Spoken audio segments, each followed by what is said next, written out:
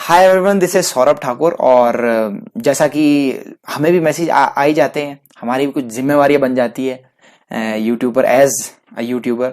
तो NTA UGC net 2022 English cut off मैं आपके लिए लेकर आया हूं, बहुत स्टडी के बाद, कुछ लोगों के रिव्यूज इकट्ठा करने के बाद और बहुत सारे लोगों से पूछने के बाद।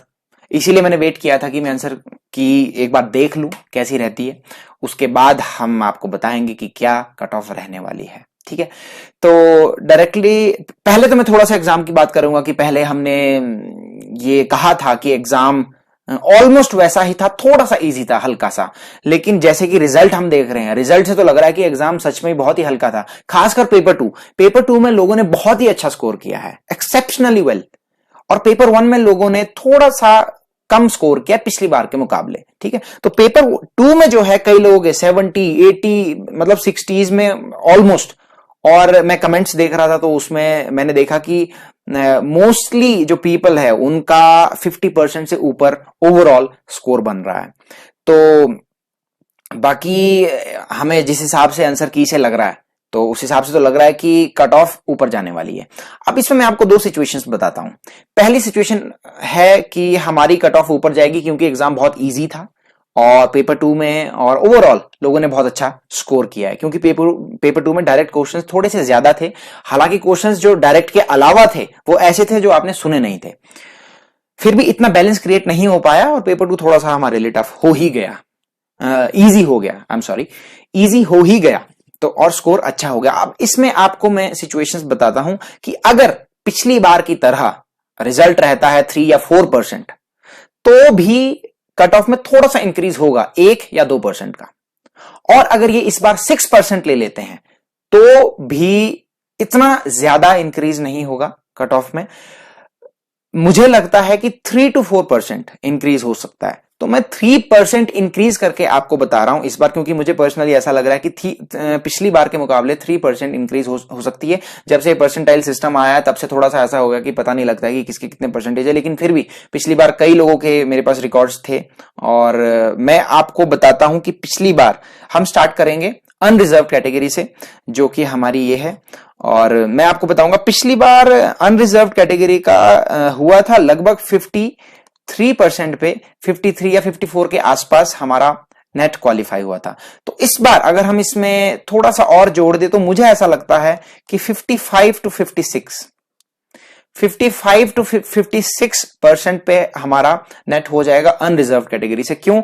क्योंकि इतना ज्यादा भी इंक्रीज नहीं होगा। 53 पे अगर हुआ है तो 2-3% का इंक्रीज हो सकता है। और अगर आपका 55 से ऊपर स्कोर है, 55 या उससे ऊपर स्कोर है, तो मुझे लगता है आप बिल्कुल सेफ जोन में हो। बहुत ज्यादा नहीं चढ़ेगा। क्यों नहीं चढ़ेगा? क्योंकि इस बार हो सकता है, क्योंकि पिछली बार बहुत घमासान हुआ इस चीज पे कि आपने रिजल्ट 6% नहीं दिया। ठीक है, तो मुझे ऐसा लगता है कि इस बार वो ये चीजें दिमाग में रखेंगे और 6% हमें रिजल्ट देंगे। 6% रिजल्ट से क्या होगा कि कट ऑफ थोड़ी सी गिरेगी, मतलब कि जो बढ़नी थी वो बहुत ज्यादा नहीं बढ़ेगी, 58, 59 तक नहीं जाएगी, 56 पे आके 55 पे आके रुक जाएगी। मुझे ऐसा लगता है क्योंकि इस बार 6% रिजल्ट होने वाला है, ऐसी मुझे उम्मीद है और काफी लोगों का क्वालिफाई होगा। चलो, अगर हम जेआरएफ की बात करें तो पिछली बार जेआरएफ लगभग 58 और 59 के अराउंड हुआ है। 58 और 59% के आसपास अनरिजर्व का जेआरएफ हुआ था।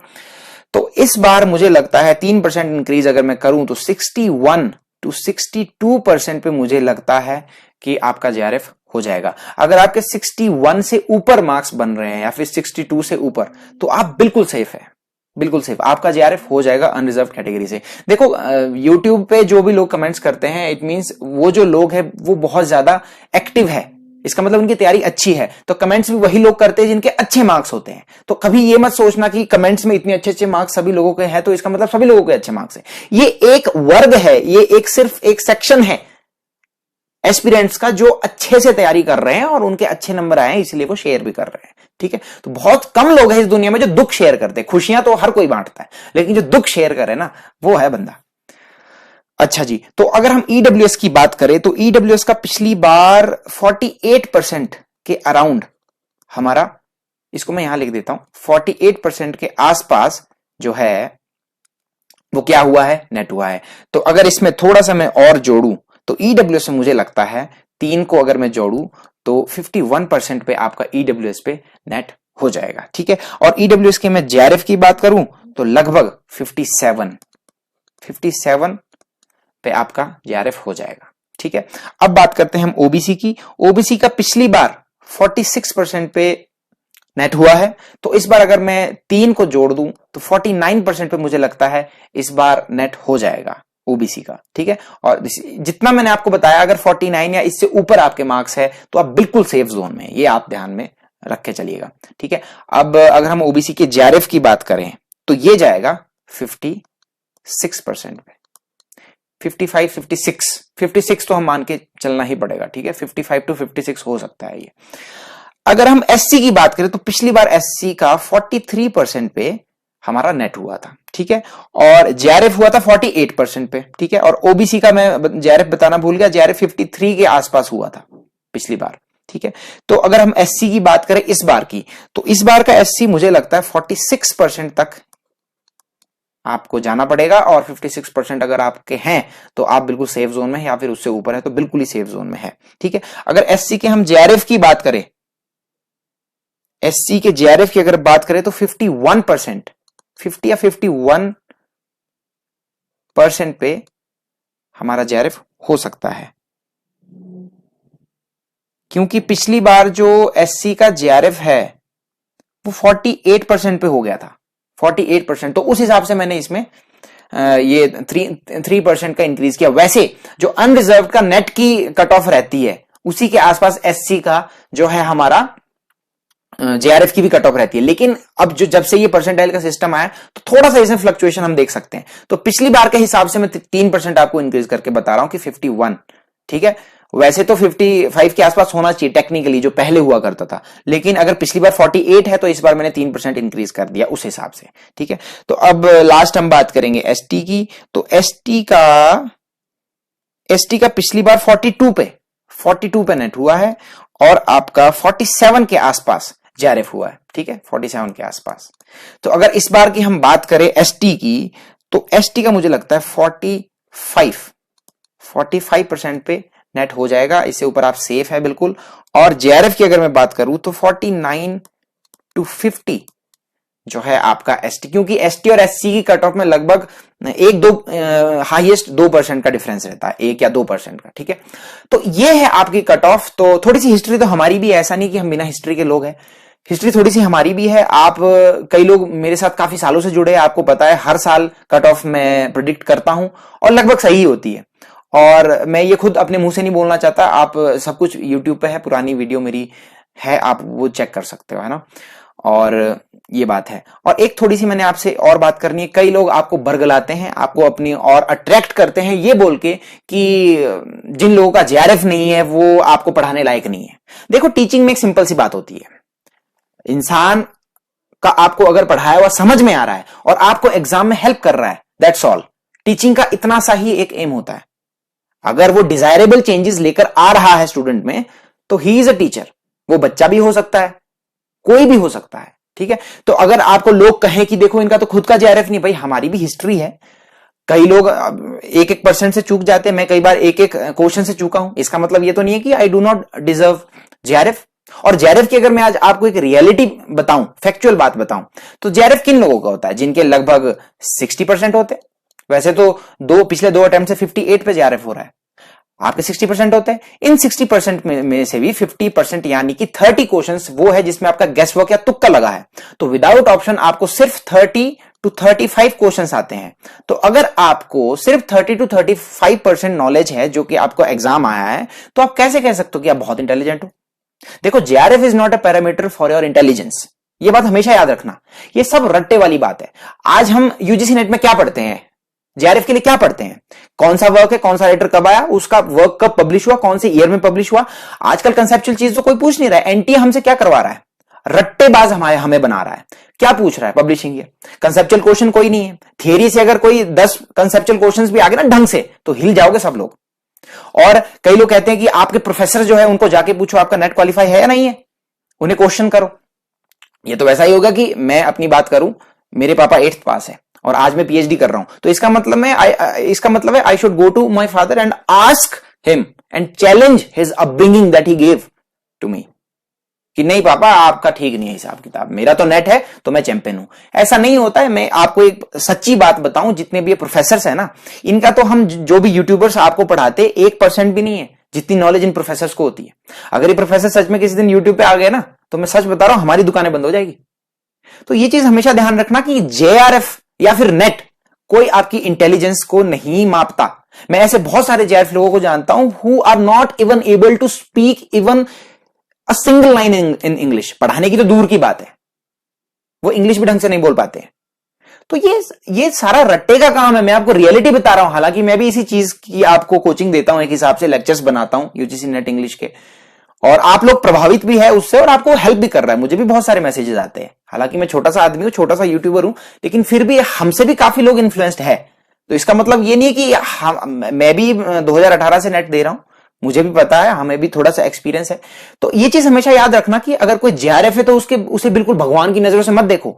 जेआरएफ में किस्मत का भी बहुत बड़ा रोल है और आपके मेहनत का भी बहुत बड़ा रोल है, लेकिन 100 क्वेश्चंस आपकी इंटेलिजेंस को डिफाइन नहीं कर सकते हैं। ये चीज हमेशा आपने ध्यान में रखना। ये मत सोचना कि इसका जेआरएफ नहीं है तो हमारा क्या जेआरएफ निकालेगा। है तो लिटरेचर ही ना, पढ़ना तो लिटरेचर ही है। प्रोफेसर भी आपको वही पढ़ा रहा है, आपको जिसका नेट है वो भी वही पढ़ा रहा है, जिसका जेआरएफ है वो भी वही पढ़ा रहा है।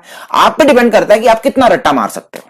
ठीक है, तो ये रियलिटी है, थोड़ी सी ग्रिम रियलिटी है। एनटीए भी जो एग्जाम सेट कर रहा है, बिल्कुल डायरेक्ट क्वेश्चन है, कौन सी बुक किसने लिखी है, कब आई है, उनकी क्रोनोलॉजी बताओ। एक हिसाब से आपको रट्टा मारना। लिटरेचर की आपको अंडरस्टैंडिंग के लिए, आपको लिटरेचर के एक असली विद्यार्थी बनाने के लिए कोई तैयारी नहीं की जा रही है। हमारा एजुकेशन सिस्टम ऐसा है, ये हमारा दुर्भाग्य है।